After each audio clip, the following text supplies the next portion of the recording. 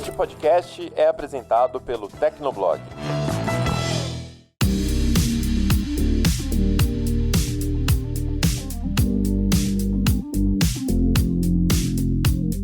Olá, ouvinte! Seja bem-vindo! Está começando mais um episódio do Tecnocast. Eu sou o Thiago Mobilon. Eu sou o Felipe Ventura. Eu sou a Ana Marques. E eu sou o Felipe Espósito. A Apple sempre foi conhecida como uma empresa de hardware, graças ao sucesso estrondoso dos iPhones, iPads e Macs. Mas o perfil da empresa vem gradualmente mudando nos últimos anos, com o crescimento das divisões de serviços e acessórios. Hoje a gente conversa sobre as investidas da maçã na busca por novas fontes de receita. Aguenta aí que a gente já começa.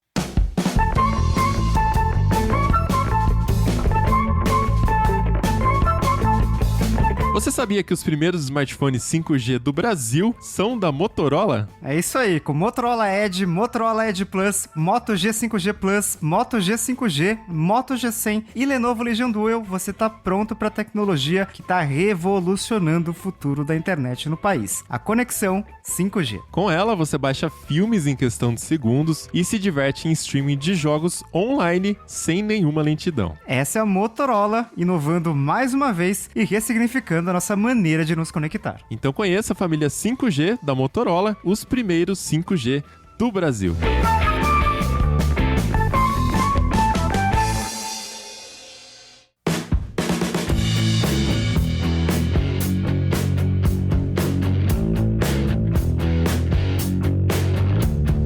Semana passada, dia 20 de abril, a Apple fez um evento onde apresentou alguns produtos novos. Ela renovou completamente a linha de iMacs, foram novas cores, um design completamente novo e também o chip M1. Ela apresentou também um iPad Pro com chip M1, uma grande surpresa, a Apple TV com 4K, suporte à resolução 4K, um iPhone na cor roxa, só para dizer ali que teve um iPhone no evento, e um produto completamente novo chamado AirTags. Ela também falou de alguns serviços que a gente já entra em detalhes, mas assim, esse episódio está indo ao ar uma semana depois do evento, então acho que não faz sentido a gente explicar detalhadamente cada produto que ela apresentou, quais são os recursos. Eu queria partir direto para os destaques, né? O que vocês acharam de mais legal do evento? Se teve algum produto que chamou mais atenção? Como é que vocês receberam aí as novidades? Olha, primeiro que eu achei engraçado que o evento foi numa velocidade alucinante, assim. Então, tipo, em 20 minutos eles já tinham anunciado 5 coisas.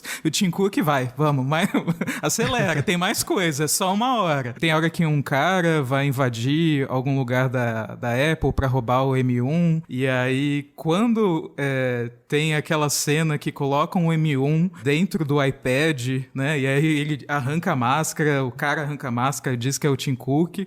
Nossa, deu um grito assim, falei, meu Deus, eu não acredito, eles botaram M1 no iPad, sabe? Porque, tipo, já tinha boato rolando de que o processador ia ser tão bom quanto, tão poderoso quanto o M1, mas, tipo, eles literalmente botaram o M1, pelo menos até onde a gente sabe, é o mesmo M1 que tá, sei lá, no MacBook Air novo, e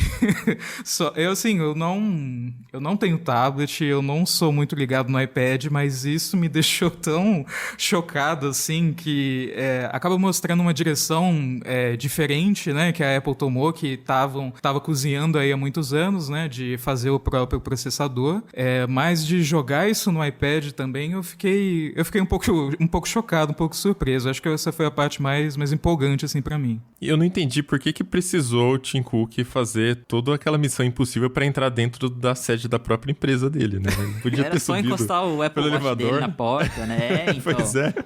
Falar pra vocês. Entendi isso. A minha surpresa com o M1 no iPad acho que foi mais em relação a marketing do que a hardware. Porque assim, o M1 ele basicamente é um A14 com mais núcleos de GPU.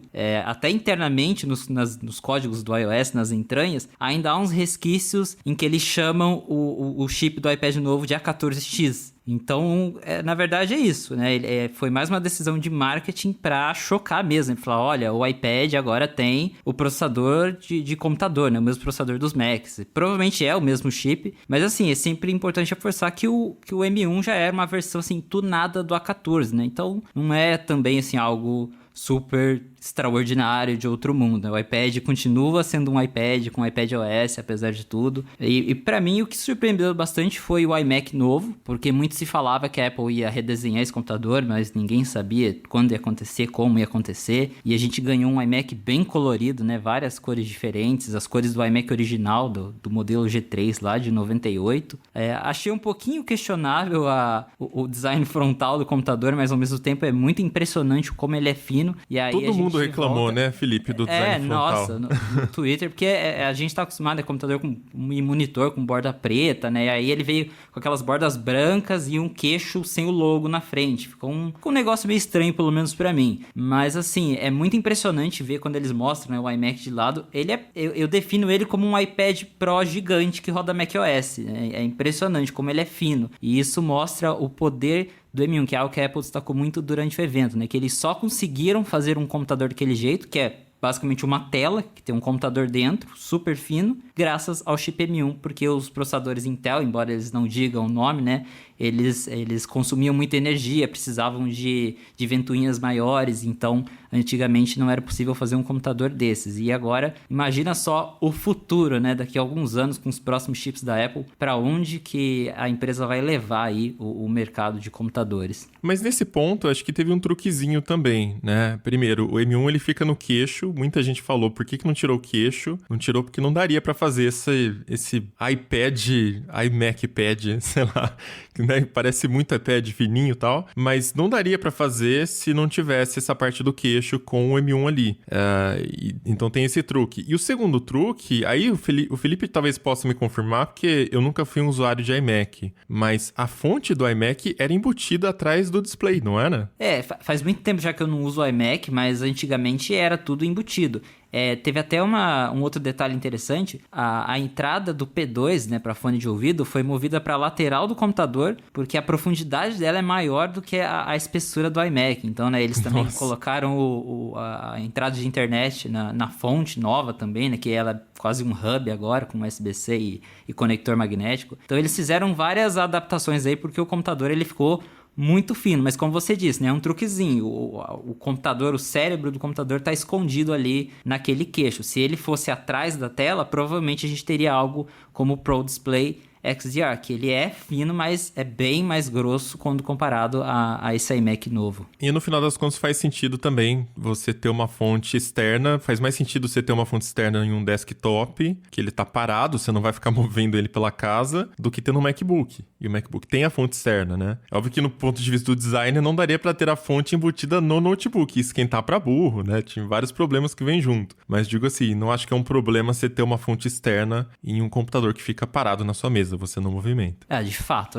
inclusive essa questão de colocar a porta Ethernet na fonte, né, de energia do computador, eu achei muito legal justamente por isso, porque ela fica escondida lá embaixo da mesa, fica escondida atrás, e agora você já pode passar ali o cabo de internet junto com a fonte, fica tudo escondidinho, como é um desktop, não é algo que tem problema, né? Ficou interessante, mas essa frente do computador eu vou ter que ver pessoalmente, mas por enquanto estou achando ela bem questionável. Ana, o que você achou dos novos iMacs aí? Porque eu vi você tweetando que é uma cor para cada cor de cabelo que você já teve. Exatamente.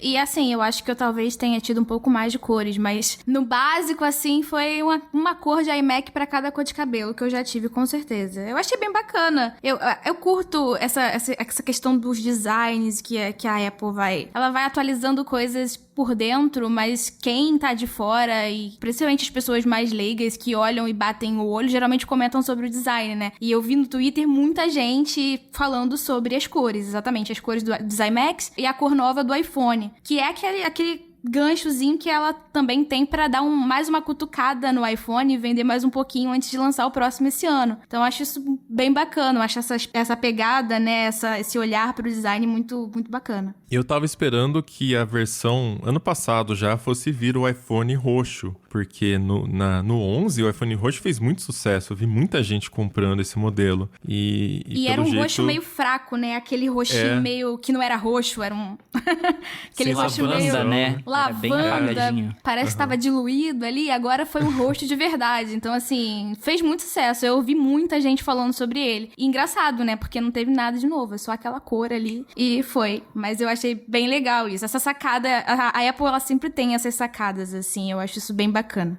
E aí eu queria fazer uma menção honrosa para os AirTags, né? Porque o Mobilon falou aí que é um produto totalmente novo, porém, totalmente novo para a Apple, né? A gente viu o Samsung saindo na frente, lançando Galaxy Smart Tags antes, a Plus também já foi anunciada, então... E também tem a Tile aí há muito tempo no mercado, que já tá ali até com medo do que vai vir pela frente. Então a Apple tá entrando nesse mercado de rastreadores digitais. Eu achei bacana o lançamento, mas tem algumas coisas assim que ficaram no ar, por exemplo, os acessórios, né? O modelo dos AirTags, ele faz você ter que comprar um acessório, porque basicamente você não tem como pendurar. Se você for olhar pro modelo do produto da Tile, né, tem um chaveiro. A Samsung também colocou na Galaxy Smart Tag, colocou uma circunferênciazinha que você bota ali como se fosse pra pendurar um chaveiro. E a bolinha da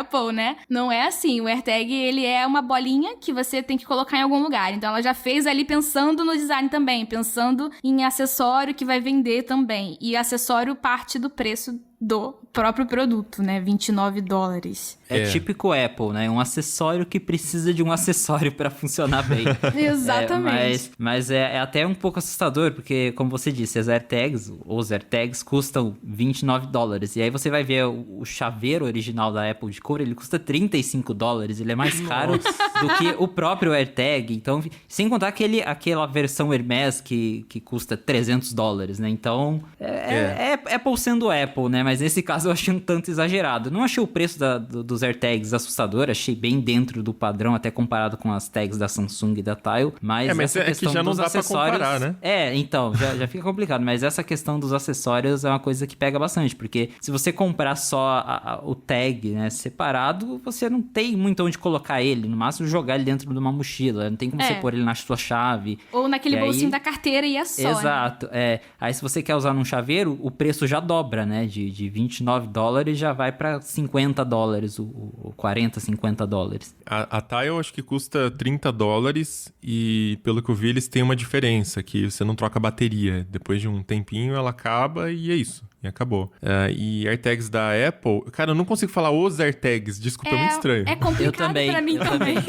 A Apple aqui no Brasil eles estão tratando no masculino aqui, mas pra mim é AirTags, as AirTags. É porque a gente já chamou tanto tempo de AirTag, porque a gente já sabia que ia lançar há tantos meses. Aí a Apple virou e falou, não, agora é o AirTag. Tipo, desculpa. Chegou tarde. O primeiro vazamento desse negócio foi em 2019. A gente já tá falando disso há 2 anos. Sim. Eu ia falar, como é que é o pronome neutro pra gente chamar AirTags? AirTag.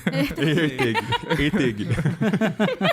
Enfim, mas é um casquinho bonitinho, né? Ele é pequenininho, é legal que a própria casca dele ali, ela faz som, então quando você perde, você pode apertar um botão, ou você pode perguntar pra Siri, né? Onde que tá minha chave, alguma coisa. E foi curioso até que, cara, aliás, esse é o principal ponto alto do evento, nem são os lançamentos. O quanto a Apple tá investindo na produção, né, dos filmezinhos que aparecem ali no evento.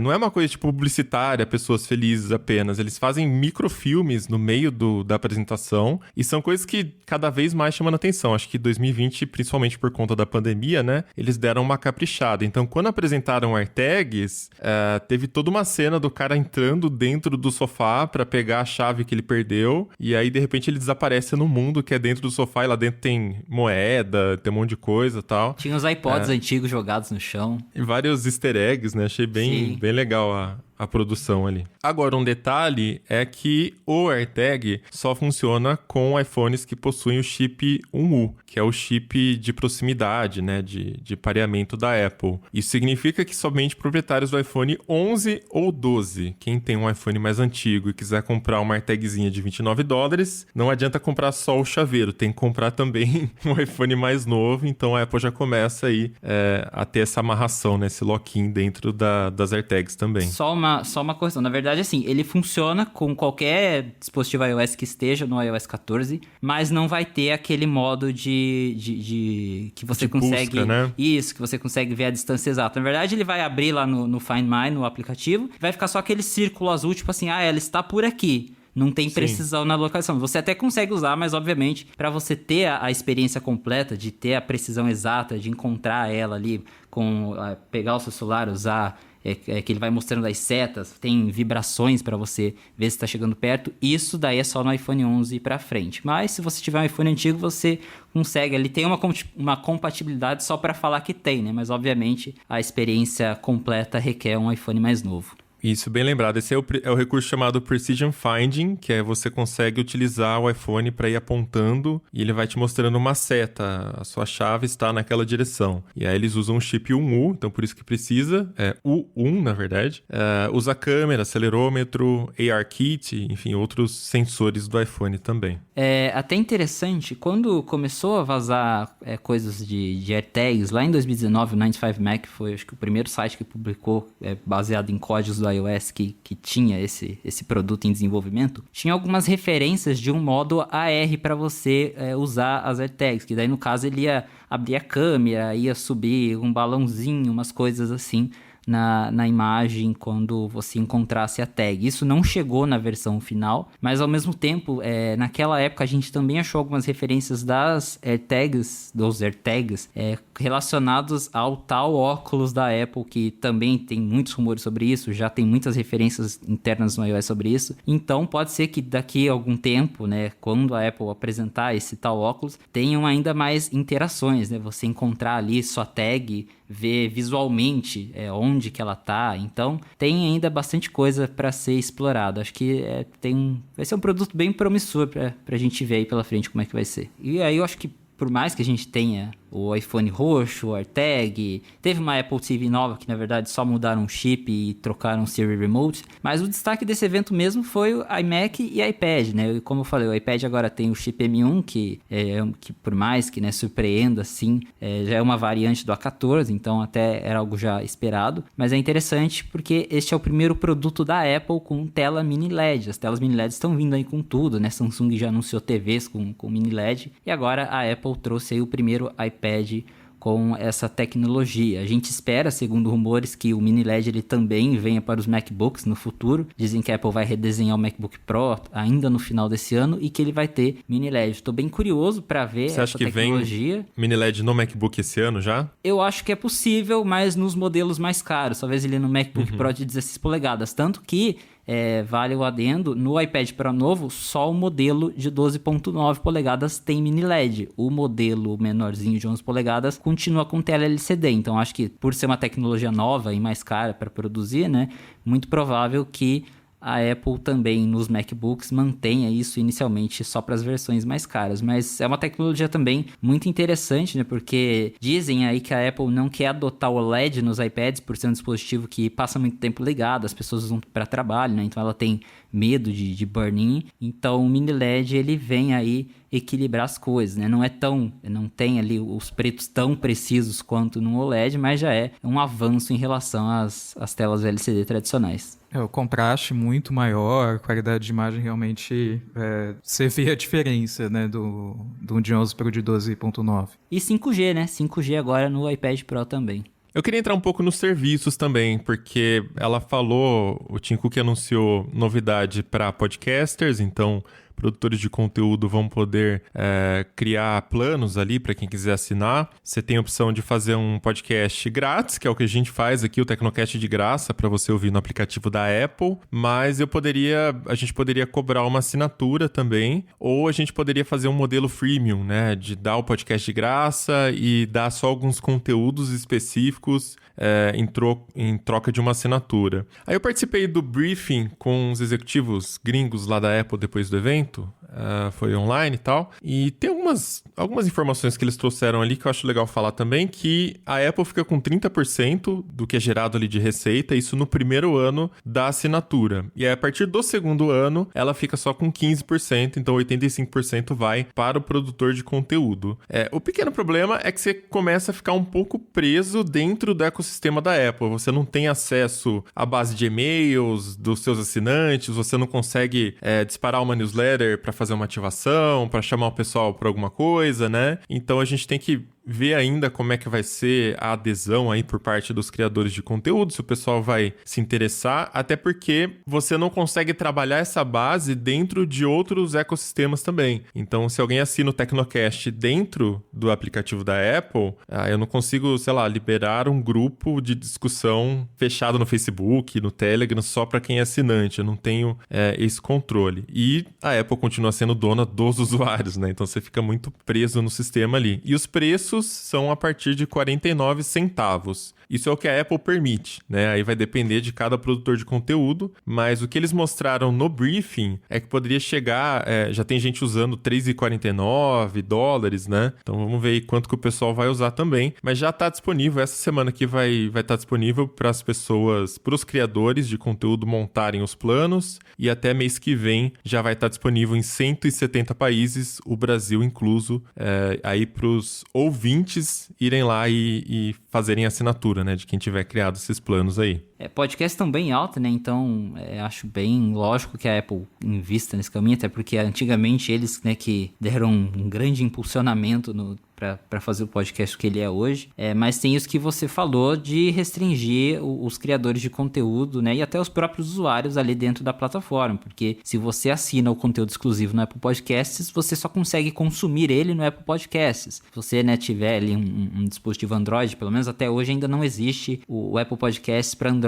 Então você já não consegue atingir, né, todo mundo com esse conteúdo exclusivo. Fica algo só para plataformas Apple mesmo. Embora tenha um rumor aí de que a Apple esteja desenvolvendo uma versão do Apple Podcasts para Windows, porque antes o podcast era integrado ao iTunes, né? Então pode ser que futuramente eles expandam isso, mas hoje não tem. E acho que vale a pena reforçar também que tem uma taxa, além dos 30% que depois viram 15%, tem uma taxa de R$ 109,90 e R$100 por ano para você fazer parte do programa de criadores de podcast da Apple, como similar à taxa que eles cobram de $100 por ano dos desenvolvedores, né? Só para você estar ali no programa, você paga um valor anual, e no caso do programa de podcasts é R$ 109,90 por ano, R$ 109,90, mais os 30% que viram 15% depois de um ano, como o Mobilon falou. Achei interessante que eles não informaram os jornalistas sobre essa taxa no evento. Não, isso ficou bem escondido.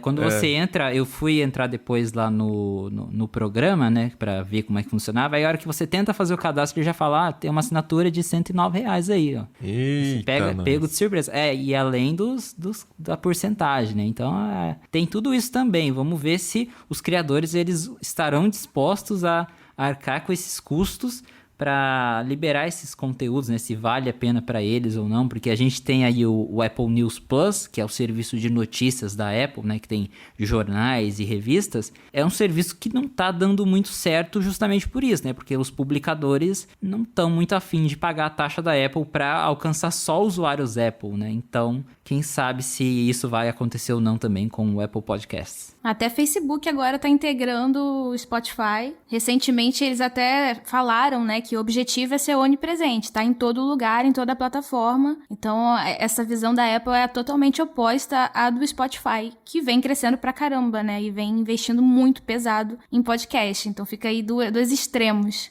E por último, anunciaram também uma novidade para usuários do Apple Card. Apple Card é o cartão da Apple, né? Ele foi lançado em agosto de 2019, mas agora apresentaram uma forma para facilitar o cartão adicional, né, Felipe? Como é que é? Porque antigamente, né, até então, o Apple Card era individual. Então, você pediu o seu Apple Card, não tinha como você dividir com ninguém. Você até poderia dar a versão física dele para outra pessoa usar, mas não tinha como você colocar o seu Apple Card no iPhone, por exemplo, da sua esposa, do seu filho. Isso não era possível. E agora tem o Apple Card Family, que eles chamam que é um novo recurso que vai permitir justamente você pedir cartões adicionais do Apple Card. Então todo mundo vai dividir o mesmo limite, só que cada um ali com o seu Apple Card virtual dentro do aplicativo Wallet no iPhone. E aí os membros da família vão poder gerenciar, vão poder acompanhar o histórico juntos de compras, vai poder definir limite para uma pessoa específica, como por exemplo para o filho, né? Então você pode colocar um limite menor. É aquela coisa que a gente já tem, né, em bancos e que agora está chegando aí para o Apple Card para transformar ele em algo mais completo. E a Apple anunciou algo muito legal também, que agora cada cartão compartilhado, né? Então se você tem ali a sua família, cada um com o seu Apple Card, cada membro vai poder ter o seu histórico de crédito, né? Então, o seu score de crédito. Então, antes, se todo mundo usasse o mesmo cartão, o score só ia ser afetado para o dono do cartão, para a pessoa ali que solicitou o cartão no nome dela. E agora, com o Apple Card Family, cada um dos adicionais que vem gera um score de crédito para aquela pessoa, para aquele membro da família. Isso foi algo bem interessante que eles anunciaram, né? Porque daí você separa melhor as coisas, né? Cada um tem seu score, cada um tem o seu cartão e a coisa fica mais separada. Infelizmente, o Apple Card ele ainda continua sendo exclusivo dos Estados Unidos, né? Não tem nenhum outro país fora. Então, se falar de Brasil é muito longe.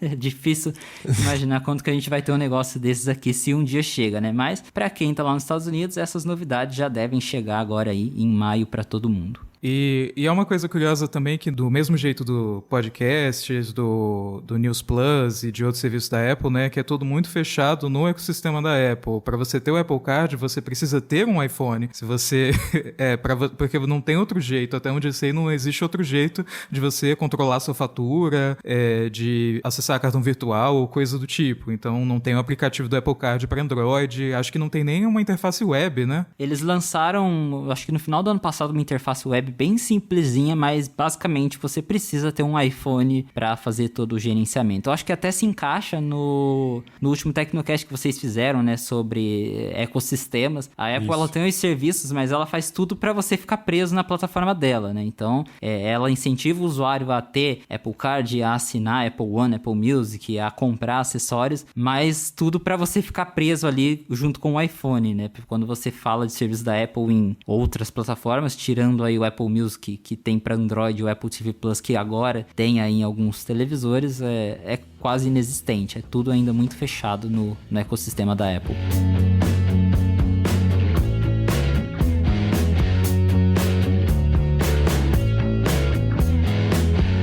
E essa parte do ecossistema puxa a gente aqui pro mote, né, o que eu coloquei na abertura, que é como a Apple vem tentando sair da dependência do iPhone. O iPhone, em 2015, representava 66% da receita da Apple. Dispositivos iOS, na época, representavam mais de 77%. Então, era muito lucrativo para a Apple fazer iPhones. E esse número vem caindo. Desde de 2015 para cá, essa porcentagem vem caindo, né? Então, os outros setores da empresa vem ganhando cada vez mais espaço. Só que a Apple consegue fazer de um jeito que as outras áreas da empresa crescem e ao mesmo tempo impulsionam o iPhone, porque para você ser um usuário dos outros serviços, por exemplo, o Apple Fitness, você precisa ter o Apple Watch e outros dispositivos da Apple.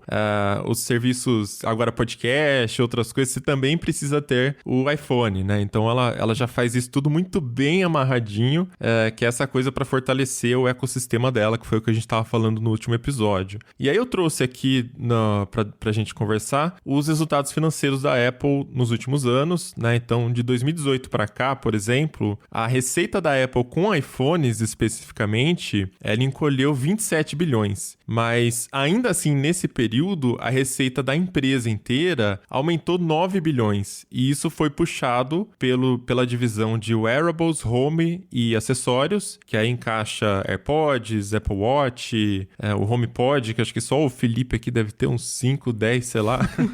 Né, Felipe? Eu tô levando aí pro próximo trilhão a receita da Apple só com HomePod.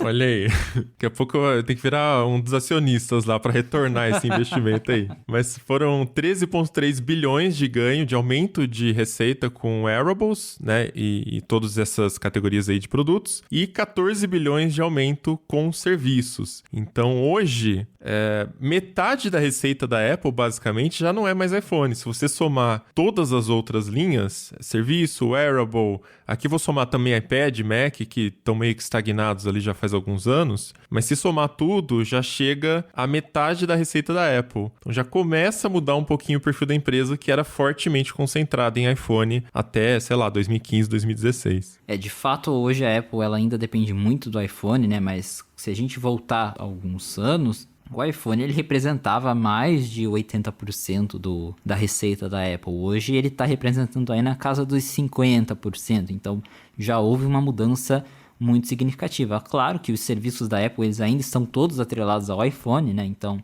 é um hardware que ainda dá muito dinheiro para a Apple, então ela não vai abrir mão dele tão cedo, mas também tem essa questão de que o tempo que as pessoas ficam com o celular aumentou, né? As pessoas, elas viram que elas, ao invés de trocar o celular inteiro, elas podiam trocar a bateria lá por 149, hoje acho que é uns 300, 400 reais, ainda assim um valor muito menor se comparado ao valor de um celular novo, e aí o celular funciona muito bem por mais alguns anos, o iOS é atualizado aí por 4, 5 anos, dependendo do modelo que você tem, e a gente tem visto, né, que as pessoas têm mantido o iPhone pelo menos por mais tempo. Eu tinha acompanhado algumas pesquisas que indicam aí que pelo menos lá nos Estados Unidos, o tempo médio em que as pessoas levam para trocar de iPhone é 24 meses, né? Então, as pessoas costumam ficar 2 anos com o mesmo aparelho. Aqui no Brasil, eu chuto que isso deve ser uns 3, 4 anos por conta do preço. E a Apple, claro, se aproveita, né, se aproveita não, né? Se adapta a esse prazo que as pessoas demoram para trocar de aparelho para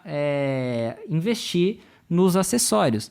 Então, por exemplo, eu conheço várias pessoas que compram lá um iPhone parcelado em 12 vezes. Aí terminou de pagar o iPhone, no ano que vem ela não vai trocar de iPhone de novo. Ela vai considerar comprar um Apple Watch, vai considerar gastar o dinheiro que ela gastaria em um telefone novo, compra serviços, né? Assina iCloud, assina a Apple Music. Então a Apple faz isso, né? Você continua dando dinheiro para a Apple, só que de formas diferentes. Então, ao invés de você gastar com um telefone novo todo ano, ela cria coisas para você continuar ali dando dinheiro para a empresa, com serviços, com acessórios, com outros dispositivos, né? Ela promove muito a interação do iPhone com o iPad, com o Mac. Então tem tudo isso, né? Acho que por isso que a gente também tem visto aí um crescimento muito grande dos acessórios e deve crescer ainda mais. Não acho que o iPhone ele vai desaparecer tão cedo, pode ser que aconteça algum dia, mas ela preparou coisas para que as pessoas continuem ali movimentando a receita da empresa quando o iPhone ele tá mais em baixa. O iPhone acho que já passou de 1 bilhão de dispositivos ativos, né? Não de vendas. Dispositivos que estão ativos. Então, representa um mercado gigantesco aí para a Apple explorar com AirPods, com Apple Watch.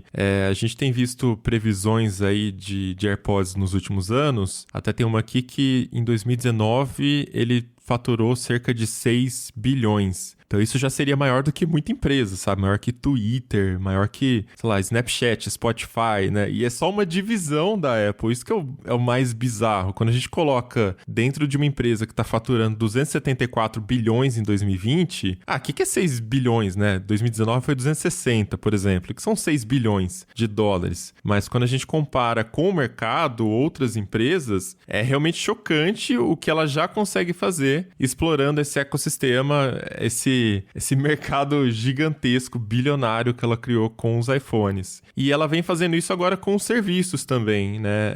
Eu vinha falando aqui, né? Por exemplo, 2020, serviços... 53,7 bilhões de receita. Foi uma alta de 16% em relação a 2019. De 2018 para 2019 também cresceu 16%. Então, né, no somado aí, você já tem 35,2% de crescimento nesses 2 anos, saca?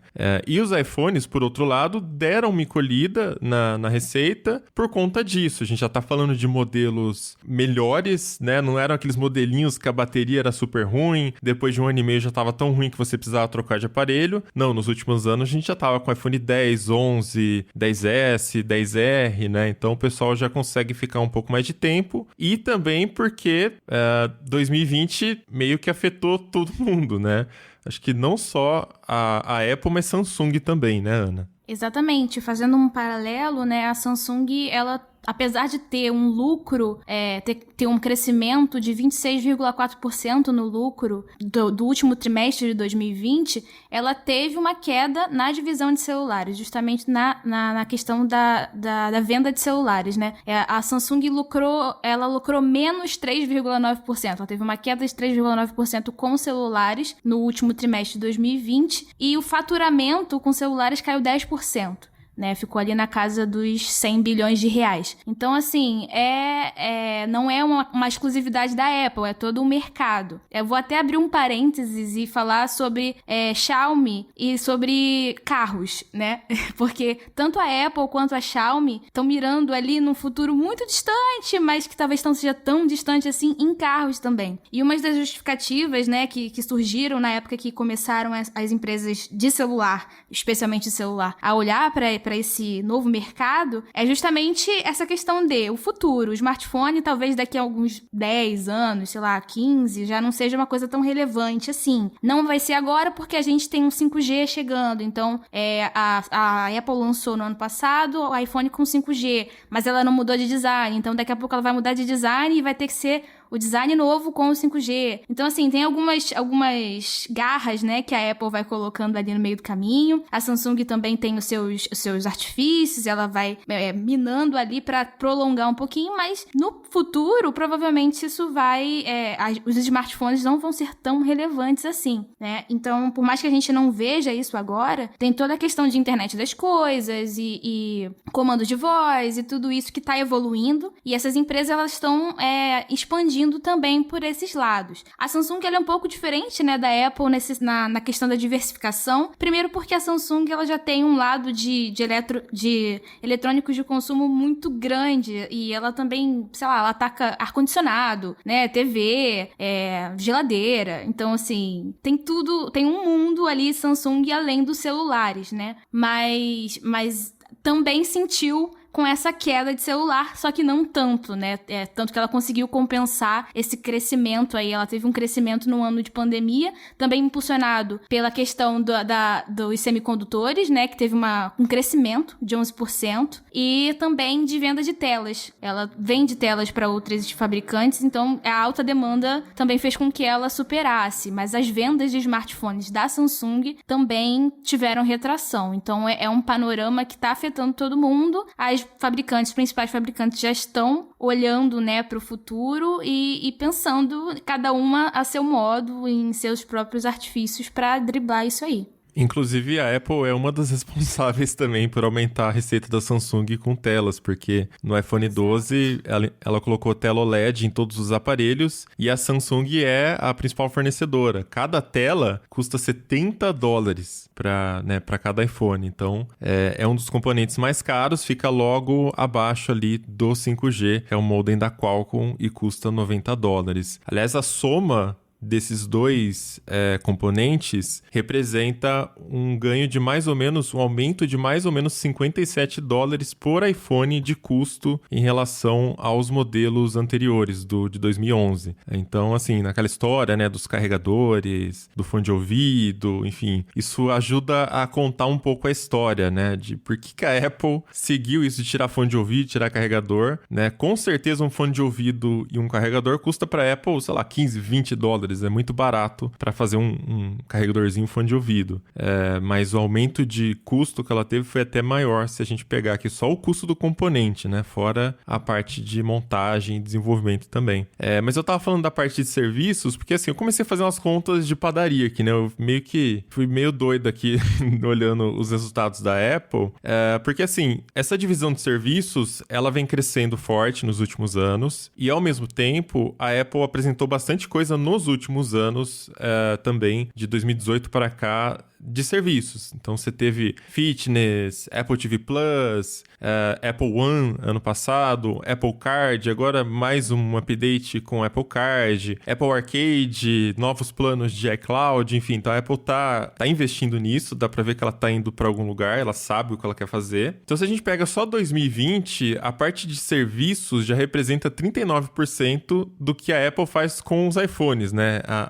O pedaço ali da receita comparando serviços com iPhones. Mas quando a gente pega a margem bruta, que é uma medida ali que você ainda não descontou imposto, você ainda não descontou custo de salário, de distribuição, tem outros custos que vêm depois. Então isso não é o lucro líquido, né? Mas dá para você ter uma ideia do quanto a empresa gasta para fazer e quanto que ela ganha em cima disso. Então, a margem bruta dos produtos é de 31,5%, enquanto que a margem bruta de serviços é de 66%. Ela ganha o dobro do que ela ganha com serviços na margem, né? Então, se a gente for pegar os números de 2020, a Apple fez 137 bi com iPhones, né? E aí, ela não fala o número exato, mas pegando essa margem aí, ela lucrou cerca de 43,4 bi com iPhones, considerando a margem de produtos. De novo, lucro bruto, tá? Mas em serviços, o número foi 35,5, né? 35,49, ou seja, a diferença entre o que a Apple faz de lucro bruto com serviços para lucro bruto com iPhone é de menos de 8 bilhões. E eu achei esse número bizarro, assim, porque iPhone 137 bi de receita, serviço 53. Mas na hora que você pega o lucro de fato, né, você consegue entender por que a Apple tá dando tanta atenção para serviços assim nos últimos anos. A divisão de serviços da Apple vem recebendo um pouco mais de atenção nos últimos meses por causa da briga dela com a Epic Games, né, que tirou o Fortnite do iOS. Só quem tem instalado, né, que você não consegue mais baixar da App Store porque a Epic Games foi retirada, e aí tá toda uma discussão, investigação antitrust e dizendo, não, a Apple toma vantagem indevida, tem outras empresas como Spotify e a Tile também criticando, então essa divisão de serviços acabou ficando ali nos holofotes, em parte por causa disso, e eu acho que tem o lado bom e o lado ruim desse crescimento dos serviços para a Apple, né? Em parte, a parte boa, assim, para mim para os consumidores em geral, o que eu vejo é questão de concorrência. Então, você tem o Apple One, que é uma combinação de serviços ali com iCloud, Apple Music, Arcade, e que vale a pena, né? Que são preços relativamente acessíveis, inclusive no Brasil. Você vê, por exemplo, o negócio dos podcasts que ela anunciou agora, e já tem boato de que o Spotify vai fazer a mesma coisa, só que em mais plataformas e mais vantajoso para os criadores, né? O Apple Arcade teve a resposta também do Google, né? Que existe o Google Play Pass, que aí você tem muito mais jogos, você tem também aplicativos de Android por uma assinatura mensal. Então, essa questão de dar uma movimentada assim no mercado é sempre boa, né? Sempre traz alguma coisa bacana para os consumidores. O outro lado é a questão da App Store, né? Que um dos aspectos da loja que vem sendo denunciados assim nos últimos meses é a questão de assinatura do chamado Fleeceware, né? Que são alguns apps que fazem você pagar uma assinatura, né? Um usuário incauto pagar a assinatura por algo super básico que, tipo, deveria ser no máximo de graça com anúncios, né? Então, tiro, por exemplo, tem um aplicativo que ele é um controle remoto para Roku, que não é um controle remoto não oficial para Roku, o aplicativo se chama Roki, mas ele aparece no topo da busca, né, da App Store. E aí ele te cobra, aí fala, você pode usar ele de graça por 3 dias, depois ele te cobra R$20,90 por semana. Meu Deus! E assim, e dá certo, e você vê o faturamento, existem alguns serviços que acompanham o faturamento de aplicativo, e você vê que o faturamento é super alto, as pessoas estão assinando e muita gente não sabe como que cancela, né? Porque você assina no aplicativo, mas você cancela nos ajustes. Então muita gente não sabe, tá lá sendo cobrado, e a Apple... Cancela o cartão, né? É mais fácil. Então a pessoa fala, poxa, eu vou melhor cancelar o cartão do que correr atrás da Apple para ver isso. Outra coisa também, existem muitos exemplos disso, né? Tem outro aplicativo que é de papel de parede. Ele tem imagens, né? JPEG, que você acharia no Google tranquilamente. E a mesma coisa, você tem o trial gratuito e depois R$19,90 por semana. E tem planos mais caros. Se você quiser mais papéis de parede ainda, você pode pagar R$45,90. São os valores completamente absurdos, rende muito dinheiro para esses desenvolvedores, e assim, é basicamente um golpe. E pra Apple também, né, porque ela ganha ela também come um pouquinho desse bolo aí. Essa é a questão.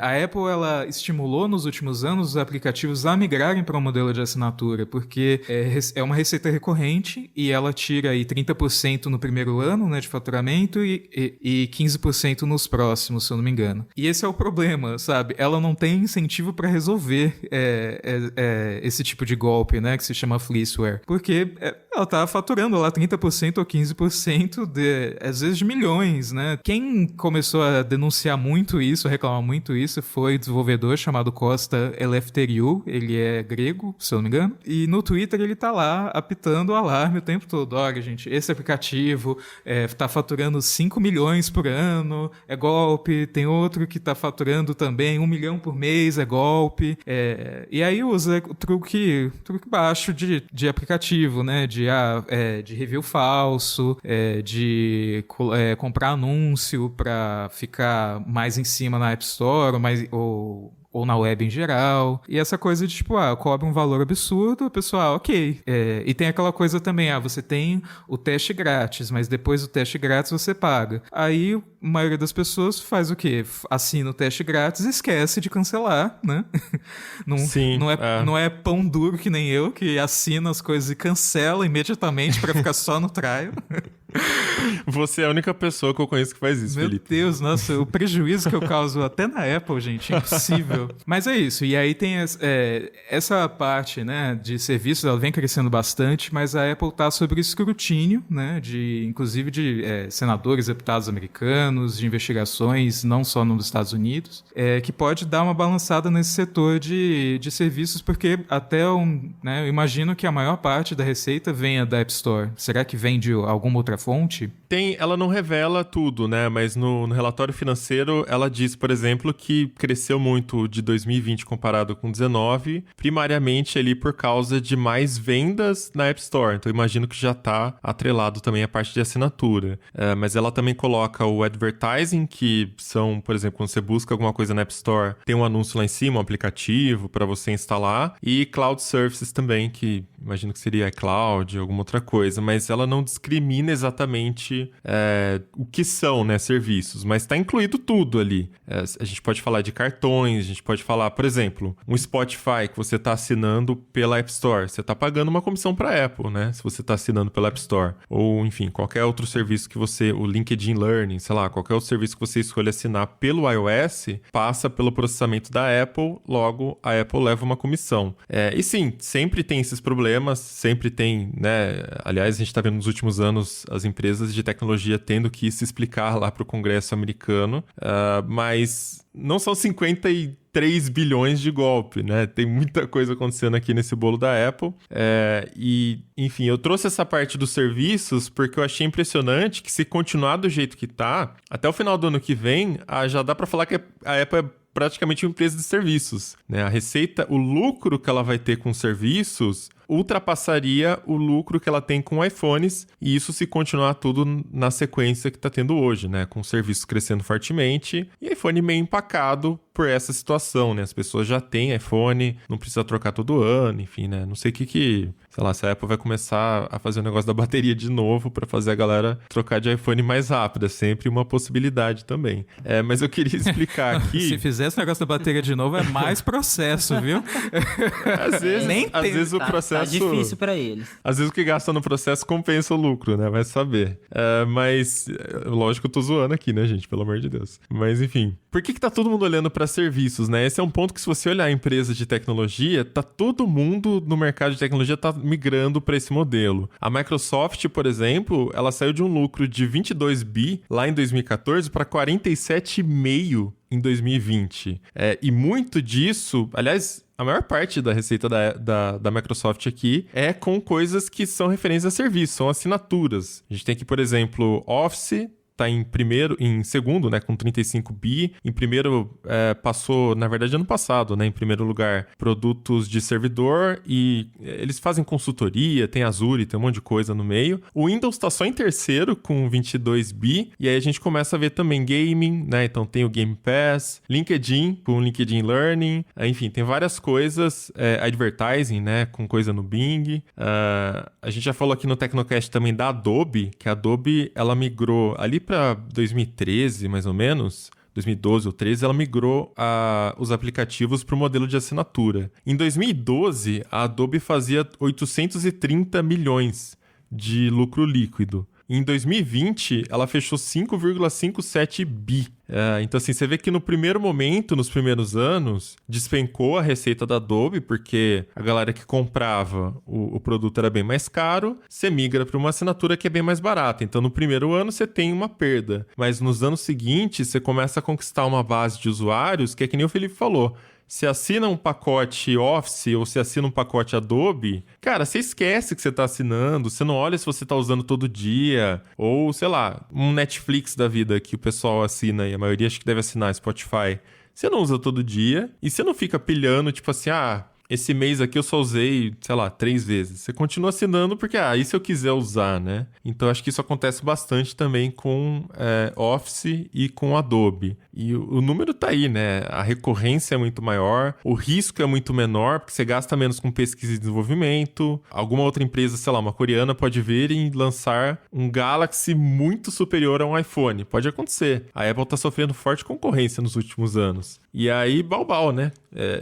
iPhone você tem que matar um leão a cada 2 anos, basicamente. Senão você não tem receita. E serviço não, ela tá lá todo mês caindo na conta automaticamente. Então acho que é para ficar de olho, pelo menos quem se interessa aí no perfil financeiro, né?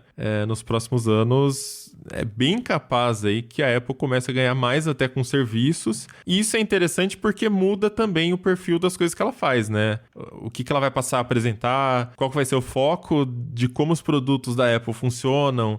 Que nem a gente já tá falando aqui dos podcasts tendo mais lock-in, os usuários são da Apple, né? Na assinatura dentro da App Store também. Então isso é interessante por esse lado, né? Pra gente que gosta de acompanhar os lançamentos, cada vez mais lock-in dentro do ecossistema da Apple. Eu acho que isso volta também um pouco naquilo que eu falei, né? Sobre o ciclo de troca tá mudando. Então, com computadores a gente já tinha isso, né? Muitas pessoas não trocam de computador todo ano, nem a cada 2 anos. É uma coisa que você fica muito tempo. E esse fenômeno tá chegando aos celulares agora. E também ao iPad, né? Então, você tem ali uma migração do hardware, do dinheiro que vai para hardware, indo para serviços. De fato, a gente deve ver cada vez mais um crescimento. Mas, ao mesmo tempo, tem de novo essa questão de os serviços da Apple estão atrelados aos dispositivos da Apple. Então, eles estão crescendo, só que a Apple ela ainda está dependendo do serviço rodando ali no iPhone, rodando no iPad. Então, ela ainda precisa desses dispositivos ali, porque é até a forma como ela promove, né, o ecossistema dela. É aquela coisa de integração perfeita, iCloud, tudo sincronizado. Então, eles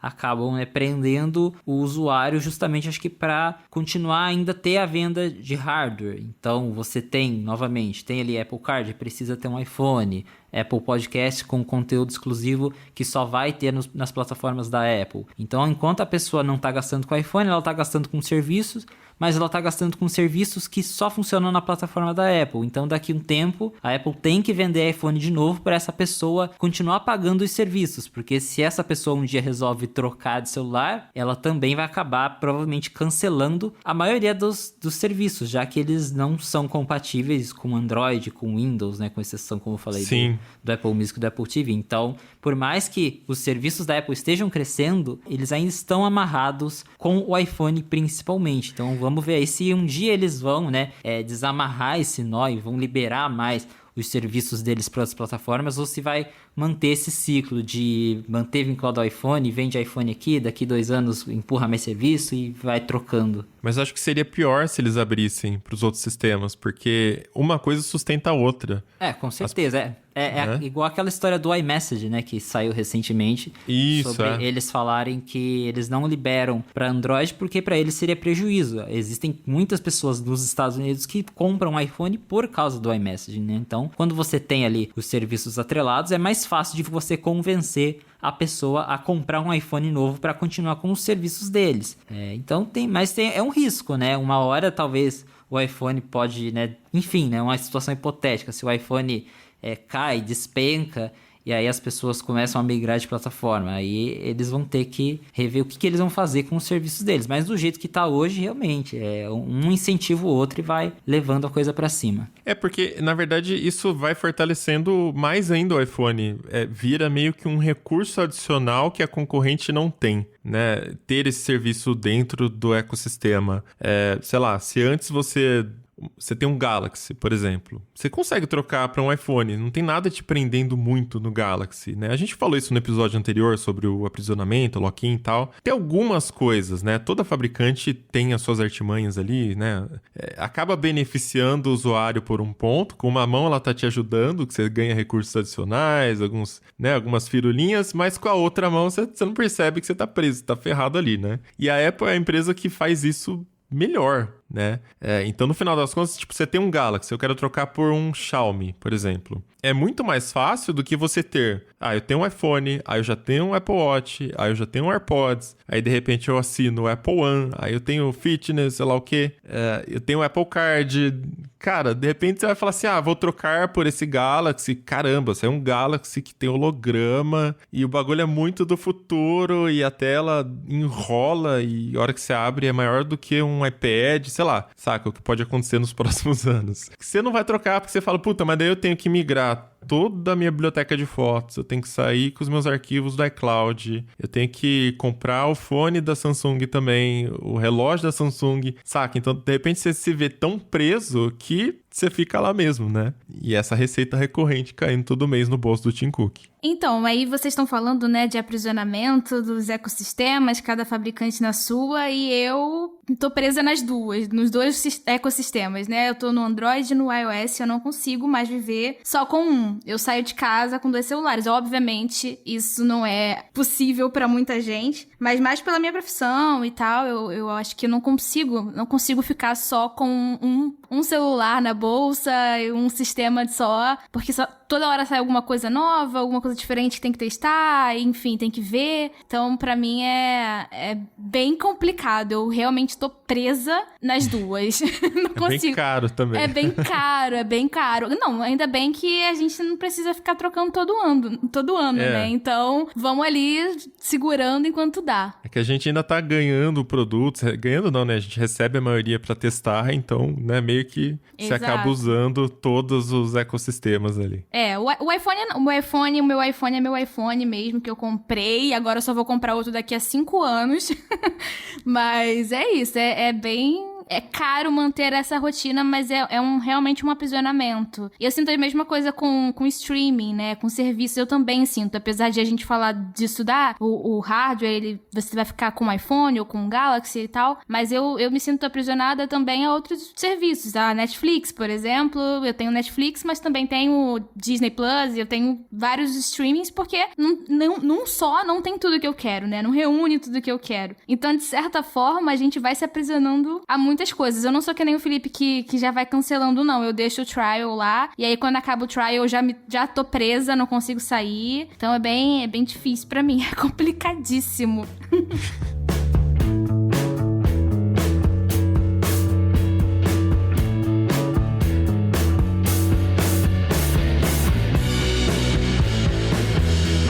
Agora, complicadíssimo mesmo é gostar de produtos de tecnologia no Brasil.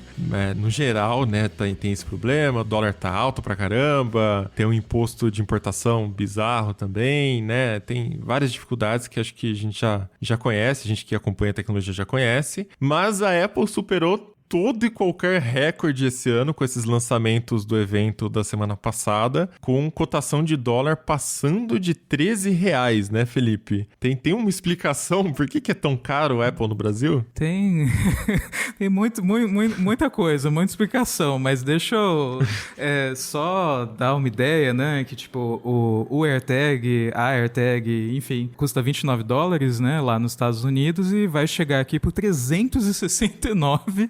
Então dá dá uma conversão aí de R$12,70 por dólar, né? O dólar agora tá uns 5,50 mais ou menos. E quando você vai pro iMac, piora, né? Então o modelo básico, que é $1.300 lá fora, que vai chegar para 17,600. Então o dólar aí de 13,55. A gente fez as contas e eu peguei 15 modelos diferentes, né, de produto, e a média do dólar deu 13,00 reais. Então, antes, né, no ano passado, a Apple já tinha trocado, né, a cotação do dólar. Quando ela anunciou o iPhone 12, ela aumentou o preço do iPhone 11, o 10R e do SE, e aí o dólar Apple passou a ser de 10 reais, né? E o iPhone 12, quando foi lançado, uns meses depois, manteve essa cotação assim de 10 reais. E agora foi para 13, né? E assim, agora os lançamentos que ela fez, né, de iMac e tal, talvez ela não use exatamente a mesma cotação, por exemplo, pro iPhone 13, mas dá uma ideia de que, tipo, o próximo iPhone deve chegar aqui muito mais caro do que o iPhone modelo anterior. 13 reais. Exato, exatamente. O do iPhone 13 é o dólar 13, sabe? A piada tá pronta já. Então, é muito, muito, muito caro. E assim, óbvio, tem a questão da cotação do dólar, né, que disparou, que antes girava ali em torno de R$4, foi para 5,50. Então, óbvio que isso tem um peso, né? Tem questão também de não só imposto de importação, tem que pagar todo tipo de imposto, ICMS e tal. E tem a questão do risco Brasil, né? Que você sempre tem que levar em conta a questão de, sei lá, roubar carga de celular. Antigamente, nossa, acho que 2019, tanto de notícia que eu via de quadrilha assalta, sei lá, caminhão, quadrilha assalta armazém e leva tantos milhões em celular, sabe? Não só da Apple, Samsung, etc. Existe esse tipo de problema, assim, esses custos adicionais, entre aspas, que você precisa levar em conta quando você vai vender no Brasil. Mas assim, como eu disse, isso afeta também a Samsung, por exemplo. Os impostos também afetam a Samsung, e a Xiaomi, a DL, e qualquer outra, Motorola, qualquer outra marca, né? E o dólar também, né? Mas, e aí, né? Por que o Samsung Galaxy S21 é 5 e pouco e o iPhone 12 mini é 7 mil? Tem toda a questão com o Android, o preço dele vai caindo depois de algum tempo, o varejo dá descontos, a política de preços das fabricantes claramente é diferente. E a Apple não, o preço é aquele, paga quem quer, e ela se posiciona realmente como uma marca premium. Até no relatório financeiro deles do ano passado, eles falam que assim, o fortalecimento do dólar no mundo fez com que eles tivessem ali uma economia nos custos dos produtos, porque componente está comprando da Coreia, acho que 20 e tantos % vem da Coreia, acho que componente americano, eu tinha visto que era menos de 10%, 3, 4%, assim, para 2020 por conta do iPhone 12, né, que mudou aí algumas peças. Mas, então, por causa disso, o dólar é mais forte e eles conseguem pagar valores mais baratos nos componentes. Porém, o dólar mais forte também faz com que o iPhone fique mais caro nos outros países. Vide Brasil, né? O dólar que tá aqui e quanto que chega o preço de um iPhone. E a consequência disso é que menos gente compra. Isso não aumenta a margem de lucro da Apple, né? Ela tá precificando o risco, tá precificando tudo isso, mas assim, o dólar ficar mais alto não faz a Apple ganhar mais dinheiro, mas faz a gente gastar muito mais. Então, eles explicam que no final das contas a gente economizou um pouquinho com componente, mas a gente ganhou menos também, porque o iPhone ficou caro, né? Então, acabou que não teve nenhuma vantagem. Eu acho que existe, quando a gente entra nas redes sociais, principalmente quando a Apple atualiza os preços e todo mundo fica horrorizado, né? Existe uma visão de que a Apple tem um plano maquiavélico para cobrar mais caro e ganhar dinheiro em cima só de brasileiros, né? De todos os países do mundo, ela escolheu o Brasil para cobrar mais caro. Eu não acho que esse seja o caso, né? Que a Apple ela esteja ganhando mais dinheiro com o Brasil. E como você falou, né? O valor do iPhone sobe aqui, mas tem a questão do dólar também. Então ela não necessariamente está recebendo mais por isso, né? É só a conversão que acaba aumentando. O que eu vejo a Apple, pelo menos ao meu ver, né? Porque a Apple ela não discute a política de preço dela, o que eu vejo que eles fazem eles mantém a margem de lucro deles a mesma no mundo inteiro. Porque se você pega outras empresas aí de tecnologia, você consegue notar que elas abrem mão do lucro, né, de parte do lucro, para aumentar o volume de vendas aqui no Brasil e em alguns outros países emergentes. Então você acaba aí tendo preços reduzidos, né? A empresa abre mão de parte do lucro para vender mais, para tornar os produtos um pouquinho mais acessíveis. No caso da Apple, eu acho que eles simplesmente convertem o preço lá dos Estados Unidos, porque é o preço que já está embutido que eles querem ganhar, e aí eles fazem a conversão em cima daquele preço da loja para o mundo inteiro. Então, ela não vai fazer um precinho especial para o Brasil, porque aqui custa mais caro. Não, ela quer lançar aqui, porque esse é o posicionamento, como o Bulon falou, né? É um posicionamento de marca premium, né? Embora que seja num nível muito acima do que o premium dos Estados Unidos, né? Porque lá você ainda consegue comparar com outras marcas. Samsung tem telefones igualmente caros aos da Apple lá fora. Aqui já é um posicionamento diferente, mas acho que entra no que eu falei. A Apple, ela simplesmente não quer abrir mão da margem dela. Então, na hora de trazer para o Brasil, ela não faz o precinho para, de repente, vender um pouco mais de iPhone. Não, até o iPhone acho que eles ainda dão uma segurada, porque quando você compara o dólar iPhone com o dólar de Mac e Apple Watch e iPad, ainda tem uma diferença muito grande. Mas eles relutam em abrir mão da margem de lucro deles, e eu acho que não é só no Brasil, é no mundo inteiro. E aí, claro que, quando a gente vem para um país como o Brasil, que está sofrendo aí com a moeda, né, o real não está valendo muito, aí tem essa questão também do risco do Brasil, o quanto custam as operações da Apple e de qualquer outra empresa no Brasil, né, o que eles têm que arcar para operar aqui. Então, tudo isso acaba refletindo no preço do produto, mas eu não vejo como um plano da Apple para ganhar em cima da gente. É só que eles realmente são uma empresa que tem o posicionamento de não abrir mão da margem de lucro por nada, e aí entra naquela coisa, né? Compra quem quer. Eles podem até fazer algumas coisas, né? Eles acabam optando por tentar oferecer facilidade, tipo, o plano de financiamento, troca de iPhone com o Itaú, por exemplo, né? Ou, sei lá, alguma parceria com alguma operadora. Então, é isso que eles fazem, né? E se isso reflete nas vendas e traz realmente um aumento de vendas, então ótimo. Ou se para você fica mais barato ir lá nos Estados Unidos e buscar o produto do que comprar aqui, para eles também dane-se, né? Eles estão ganhando dinheiro e estão estimulando o turismo lá na Flórida, saca? Que é onde brasileiro vai sempre. Então, para Apple, dane-se. Mas Samsung tem outra política. Ela atinge outra classe, né? Ela pega desde aparelhos de entrada, aparelhos mais básicos. Então, ela tem essa necessidade de manter o market share dela, como a líder mundial que é no segmento. Então, ela não pode correr esse risco. A Apple não. A Apple nunca se preocupou muito em ser líder. Ela se preocupou em oferecer uma experiência premium para o usuário, né? E aí a gente está falando de todo esse ecossistema que foi desenhado aqui durante o programa. E aí, meu amigo, paga quem quer, paga quem tem dinheiro, né? Essa é a filosofia dela. Não estou dizendo que é certo, que é errado. Mas é por isso que a gente vê essa diferença tão grande. Já a Samsung não tem esse privilégio, né? Enfim, as filosofias são completamente diferentes de cada empresa. A Samsung até tem um pouco de margem para decidir preço, um pouco, porque eles vendem muito aqui no Brasil, né? Eles dominam acho que metade das vendas só de Samsung, de celular, e você tem a Motorola seguindo, e aí geralmente a Apple fica num quinto lugar permanente, assim, parece que por anos ela permanece ali num quinto lugar em vendas com o iPhone. E isso pode ser, por exemplo, a pessoa comprou um modelo mais antigo, ou essa coisa também de facilidade, comprou parcelado, comprou pelo iPhone para sempre, do Itaú, mas existe essa coisa da Apple que, tipo, eles querem ganhar dinheiro com o celular e não é tão fácil quanto parece, né? A LG não conseguiu, a Motorola vem sofrendo, penando para conseguir ganhar dinheiro com o celular, conseguiu, voltou a lucratividade, mas o lucro deles, assim, é pequenininho, são, sei lá, 5 milhões, sabe? A Apple tá tirando aí bilhões de lucro com o iPhone, né? Então, enquanto eles puderem tirar o máximo de dinheiro, assim,